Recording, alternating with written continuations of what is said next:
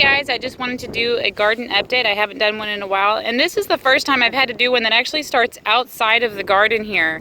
We've got sweet potatoes growing totally outside of the garden. And this bed is all grown up with sweet potatoes. You can see our corn here. This is actually our third planting of the painted mountain corn. There's a zucchini down there. You know, I'm all about interplanting. We've got a food forest going on here. There's cucumbers on this trellis. We've got a bed there that is ready to be planted. There's some 3-year-old Swiss chard still hanging on. We've got this bed. This is what it looks like when you broadcast seed. We've got turnips and lettuces in this bed. And I'll probably thin some out and move them to this bed over here.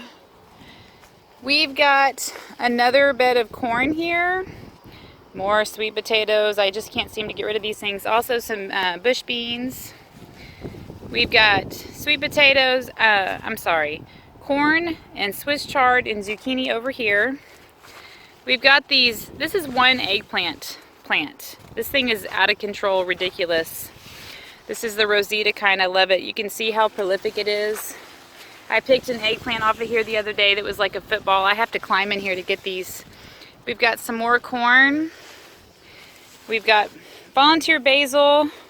I leave it in there because it keeps pests out. There's a cantaloupe down there. We've got corn and zucchini grown all together. We've got lots of cucumbers. We've even got some purple whole peas up here. If you'll see our purple whole peas, I planted them really close. I didn't know that they were going to vine on here like they did, but they're out of control. Here are some more bush beans, purple whole peas, and more corn. We're trying to leave the corn on the stalk so it can dry so that we can grind it and make some more masa. You can see there's only 3 eggplants in each of these beds. This eggplant here is ridiculous. They're on cages, they're on T-posts, and they're still just huge. The plants are just huge. This is another variety that we have that's not doing super spectacular. This Rosita one that I have is just doing fabulous, and that's one of the reasons to do a couple different kinds, because you never know which one's gonna do better than the other. Purple whole peas. We've got a bed with some cucumbers. There's a tomato there.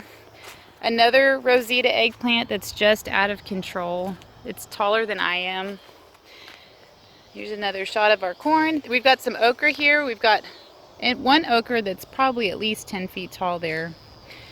We've got 2 beds of potatoes, red potatoes. I just looked and there's some baby potatoes on there.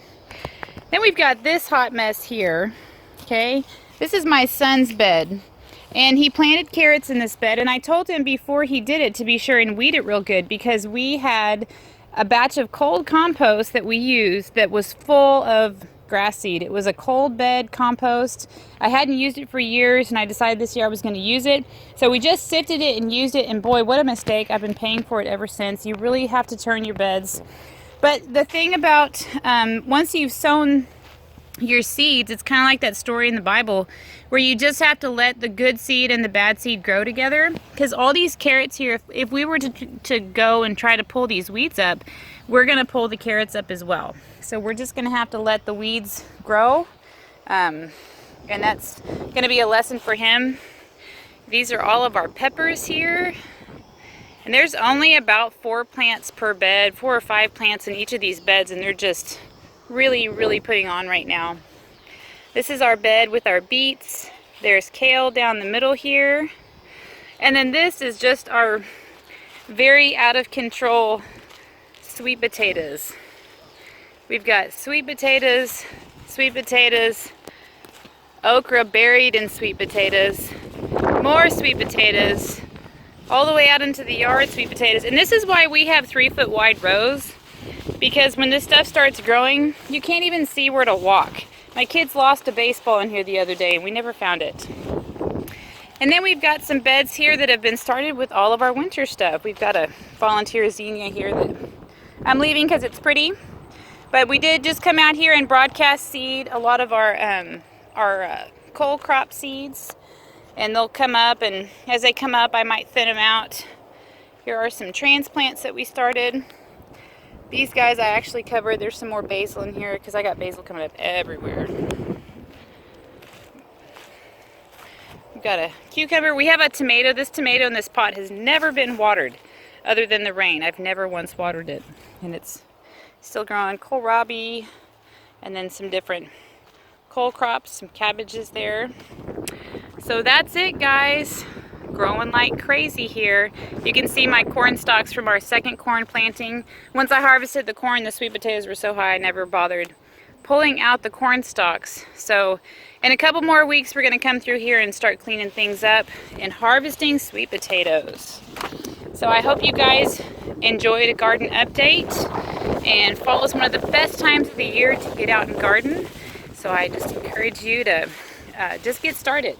If you have any questions, you can feel free to comment below, and you can check out our website, www.plumfabulousfoods.com. So give us a thumbs up and like our channel, subscribe to our channel, and we hope to give you some more updates. Thanks.